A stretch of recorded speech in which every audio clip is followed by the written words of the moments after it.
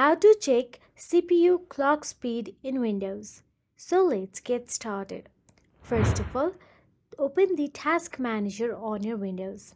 Task Manager provides an overview of which apps and processes are currently running and how much of the hardware each uses, namely the CPU.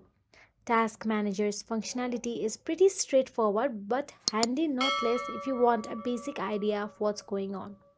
Now, once you open the Task Manager, select the Performance tab, then select CPU to see how much of the CPU the computer is currently using. To see which apps are using the CPU the most, open the Processes tab. You can free up resources by right clicking an item in the list and selecting End Task as well. So that is it. If you found this video helpful, please like, share and subscribe our channel, and thank you so much for watching.